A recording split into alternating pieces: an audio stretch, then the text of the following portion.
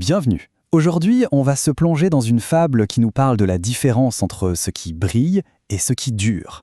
C'est l'histoire de deux hommes, de deux chemins complètement opposés et d'un instant qui va absolument tout changer. Une leçon intemporelle sur la fortune, l'orgueil et la puissance silencieuse de la persévérance. Alors notre histoire, elle commence dans le domaine d'un certain Henri Duval. Essayez d'imaginer un peu le décor.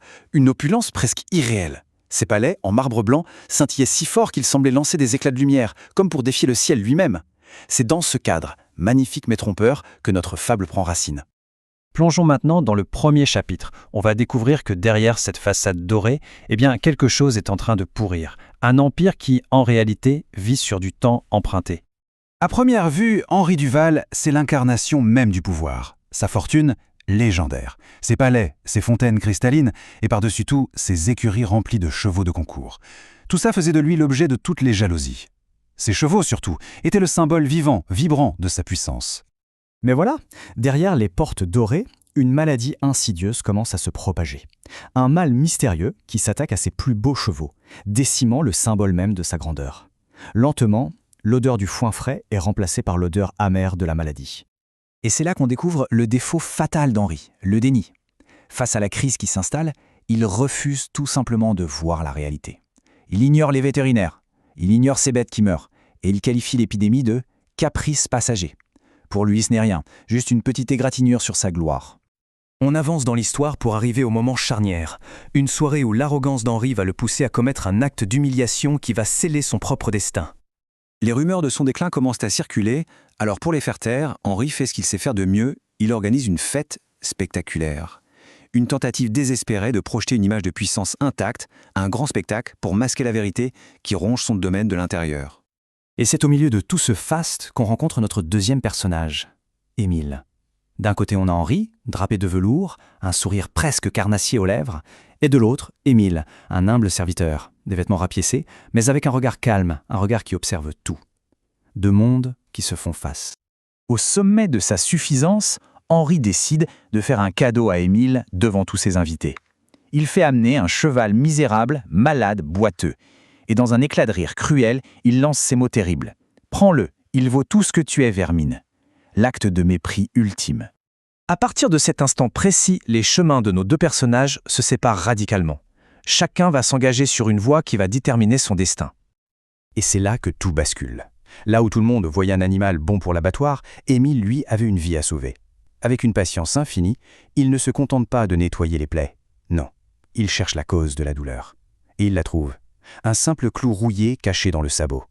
Un geste simple qui change tout. En soignant la blessure, il révèle ce que la crasse avait masqué.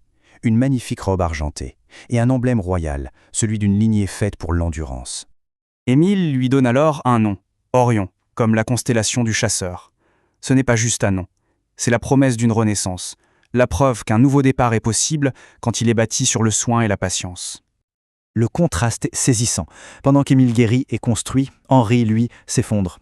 Ruiné, abandonné, il s'isole dans son palais qui n'est plus qu'une coquille vide. D'un côté, la patience d'un roc qui répare, de l'autre, l'illusion qui se brise dans le silence. Il ne reste plus à Henri qu'un seul et unique espoir, une grande course royale. Il mise tout ce qui lui reste sur un cheval flamboyant, rapide comme l'éclair, mais dont la puissance est aussi explosive que fragile. C'est son ultime pari pour retrouver sa gloire. On arrive maintenant au point culminant, le moment où les choix de ces deux hommes vont être mis à l'épreuve. L'heure de vérité a sonné. Le signal de départ est donné, le cheval d'Henri jaillit. Il domine la course dans un éclair de vitesse, la foule est en délire. Mais une course, c'est long. À mi-parcours, le souffle du cheval flamboyant devient rauque, son énergie s'épuise. Pendant ce temps, Orion avance, imperturbable. Son galop est régulier, tenace. Il dépasse un à un ses rivaux et franchit la ligne d'arrivée, seul et triomphant. Le cheval d'Henri, lui, s'est effondré dans un nuage de poussière. Un départ tonitruant qui se termine par un effondrement silencieux. L'image parfaite de la fortune d'Henri, brillante en surface, mais sans aucune endurance.